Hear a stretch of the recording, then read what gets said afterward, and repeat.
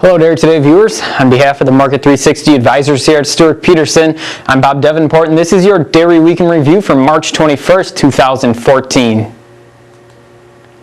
So let's start out by taking a look at where our CME dairy components settled at the conclusion of Friday's trade. In cash cheese, blocks finished the week at $2.42 3/4, up 6.5 cents.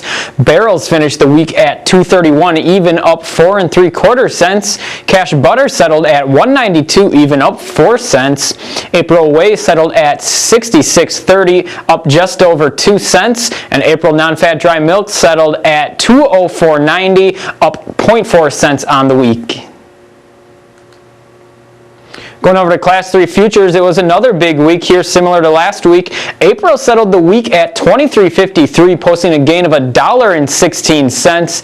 May settled at $21.74, up 98 cents. That now pushes our 2014 average to $21 even, and that's a gain of 40 cents on the week on that 2014 average price. So getting into cash cheese here, looking at our weekly chart of the block barrel average, on Monday we were actually pushed into a new record high here, taking out that previous record high of about $2.34 from back in January. Now the block barrel average posted a gain of 5 5/8 cents on the week here, settling at $2.36 7/8 on the week. So again, take out that previous record high by a couple of cents here this week. Now the buying interest does remain fairly strong yet in cash cheese. Earlier in the week we were bid up higher in both blocks and barrels. Later in the week most of the buying interest shifted over to the barrels, as we did see some sellers step in as well and did see some volume move in the barrels this week. However, it still continues to be quite a while since we've seen any sellers willing to step in on the blocks. We haven't seen a carload of blocks trade hands in about 2 weeks now, so that's extremely unlikely. And one thing to take note of now with the rally in recent CME cheddar here, that does put CME at about a 25-cent premium to Fonterra cheddar, which has been selling off over the course of the past 4 auctions or so. So something to keep an eye on that could have an impact on CME prices in the future. So let's now take a look at our second month milk chart. So here we have a daily chart of April milk, and as you can see here, we definitely put in a new contract high earlier this week before pulling back a little bit midweek and finishing out the week right near that high. So on Monday, as the block barrel average pushed into a new record high, that seemed to be just the thing to light a fire underneath the Class 3 market. And for the rest of Monday, all the months, April, May, and June, finished limit up 75 cents at new contract highs. So it has to be expected though, Tuesday, Wednesday, and Thursday throughout this week, we did see a little bit of consolidation and a little bit of selling pressure after that big limit up move that we saw on Monday. But the buying interest in cheese held off long enough this week here and fueled the market just enough to get us to rally during Friday's session, and again finish the week near the highs here, right near that Monday high. We finished at $23.53 on the April contract, again with a weekly gain of $1.16, so settling the week just 2 cents below Monday's high of $23.55.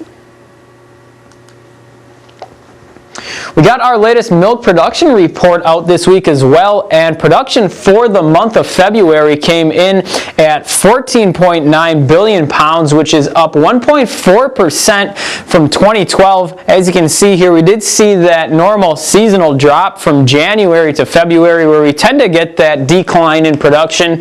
So seeing that we were down quite a bit from where we're at in January is definitely a typical move as far as production goes. But as we get into spring here, again here, as you can see on this chart, that seasonal pattern from February to March, we should see a sizable jump in production. So it'll be important to see where we come in here in March. As you can see on this chart, in 2011 and 2012, production was virtually the same. So last year we didn't really see an increase at all. So if we're going to see production pick up really as a result of these high milk prices, we could probably expect to see production to come in hopefully quite a bit above where we were at in 2011 and 2012, and then we could expect to remain near those levels for the next 3 months or so as we go through that spring flush.